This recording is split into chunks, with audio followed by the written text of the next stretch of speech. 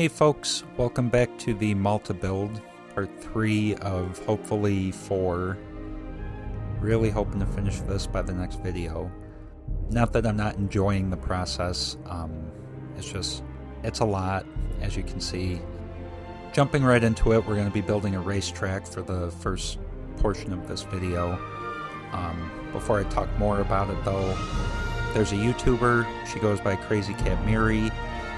For those of you who are not aware, Evolution Square did a Battle of the Builders about 6 months ago, and Crazycatmyris was the winner for Best Unmodded Park in Jurassic World Evolution 2, and her video got recommended to me. It's almost like a sign, and I watched it. I thought it was fantastic. So in that video, she was building her own racetrack, and she was actually doing a Malta build before the Malta DLC had dropped. So I didn't copy her to a T or anything. You know, I took what she did and I tried to make it my own, but I'm not in the game of taking credit for things that I didn't come up with. So she did it first. I know Evolution Square just did a video doing one. Maybe she's done one in the past. I haven't watched every single one of her videos or anything, but yeah, that is where I got the inspiration for this. So if you haven't, go check out her channel. I linked that particular video in the description down here, but she has quite a few other videos that are fantastic if you're looking for very unique ideas and, you know, things to do in the game. So anyhow, back to the build here. This racetrack is not seen in Dominion at all.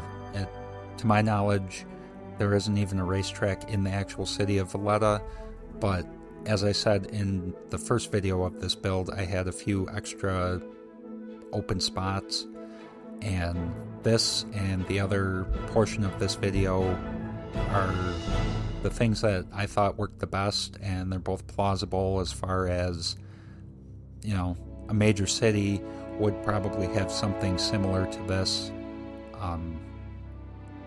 In case you can't wait, the second major part of this video is a zoo. I will talk about that in a few minutes, but yeah, just a couple things about this video overall. Both of these areas are going to be, for the most part, fully decorated. You know, there's always a chance that I'll go back and add stuff or take stuff away or change it, whatever. I'm not going to lie, I didn't put my heart and soul into decorating these areas. I was really going for like a realistic feel. I wasn't trying to go overboard because I don't know how this build is going to turn out overall as far as being able to run it when it's all done. In a way, I was trying to use the decorations sparingly, but enough to just make them look decent. With that being said, I'm sure you guys have noticed that the Bandicam.com logo is at the top. I have chosen to move to PC in order for this to run smoother while I'm building. Nobody wants to watch me build while it's lagging. I don't want to build while it's lagging. I'm sure that I could continue this build on the Xbox, but this just makes it a lot easier. I'm still using my Xbox controller to place everything, so it's really not that far off. Oh yeah, the only other thing that in regards to like decorations and these being the final versions, all the amenities and attractions, I have not gone through and changed all the signs and decorations and whatnot. That'll just be something I do before the actual tour of this whole thing. And I would like to apologize to those of you who are trying to follow along. God bless you.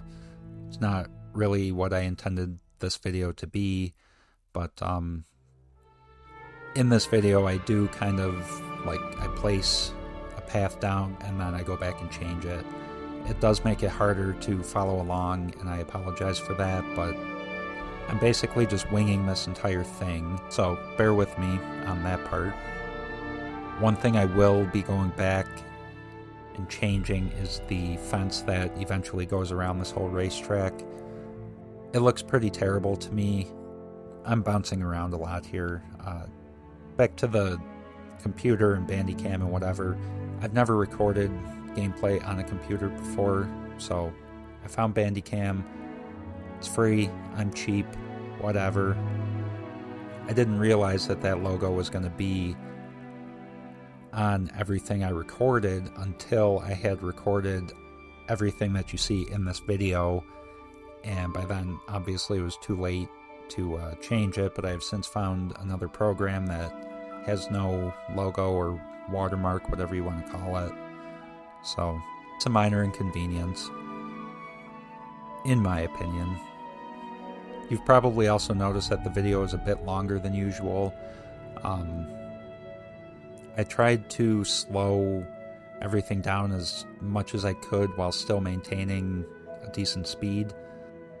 These areas aren't exclusive to like a Malta build. You could easily make this racetrack in any biome on any map. Same thing with the zoo. All of my original speed builds, I titled them Jurassic Zoo. In the event that you want to follow along, hopefully me slowing it down will make it easier, but we do have a longer video because of that.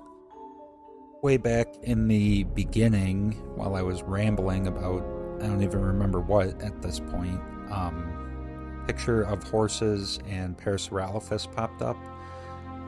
That is because for this build, I wanted, it's a racetrack. Typically there's horses. We don't have horses in the game. The only other animal that we do have is goats, and I'm sure somewhere in the world they have goat races, but I wanted horses. Parasaurolophus is a nice stand-in for horses, so that's what I placed here. And same thing with the zoo. You'll see as I build the various enclosures that I played around with different species, and what really determined what species I used was the skins and patterns that they had and how well those mimicked real-life animals that you would find in an actual zoo.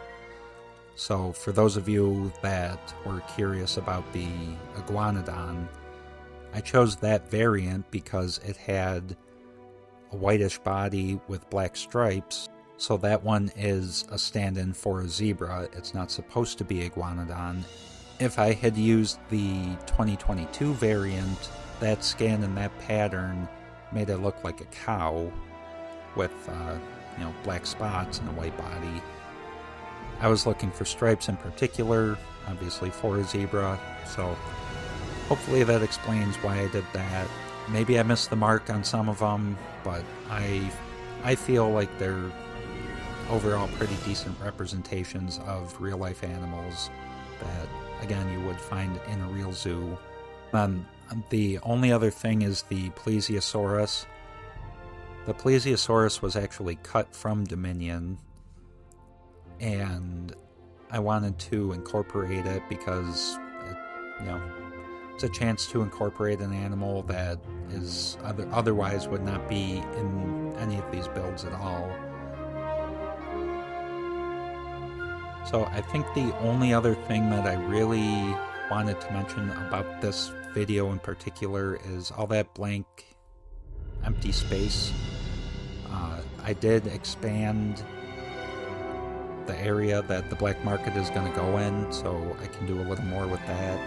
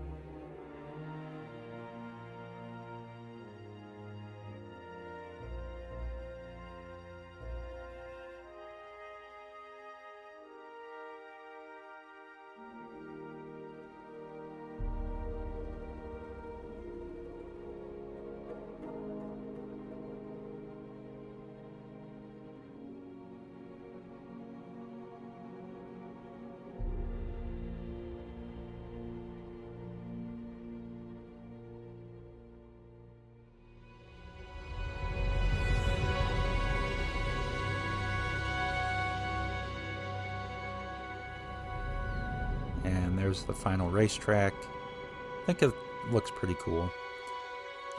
Yeah, this whole area in here, I did put a few more buildings in that section, but I did significantly expand the black market area. And then something else that I did too, as you can see, it's all blank there. I just went through and placed all of the buildings to finish off the city portion of this. I didn't feel the need to include it because I think at this point, everybody gets the point. You know, you place buildings, paths, city, boom. Quite frankly, I'm tired of showing it. So, yeah, I did not include that, but the overview at the beginning and some of it at the end, you can see that I did fill it in with the buildings. Oh yeah, one other thing. As you'll see, I'm placing a hatchery for the zoo. It's a stand-in for a zoo building of some sort, but this will give us obviously the hatchery that we need to place all of the dinosaurs when we get to the black market and whatnot. But it also helps populate the zoo and the racetrack. Anyhow, as I said before, hopefully this is part 3 of 4. The next video is going to finish it off. I mean, unless something crazy happens, it's going to finish it off. We're going to build the black market. We're going to decorate St. George's Square. Maybe some other small areas of the city. And then just overall, I don't know if I'm going to be able to decorate the entire city and still have the game run properly, if at all. So I'll take a small section of the city, decorate it.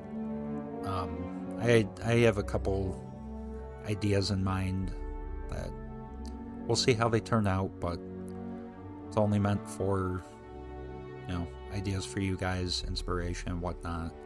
So yeah, I look forward to finishing this off and doing a tour video.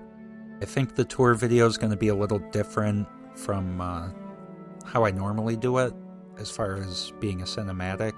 If I can, I would like to do that, but if the game isn't going to run very smooth and still, look halfway decent, I might just have to do a live tour per se and move around the map and, show different parts of it and whatnot. But I guess I'll cross that bridge when I get to it.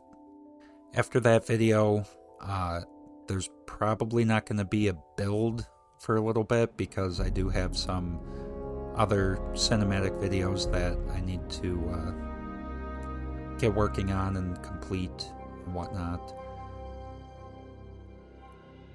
So that's about it, and as I have found out, apparently if I talk longer than 10 minutes, I start to lose my voice.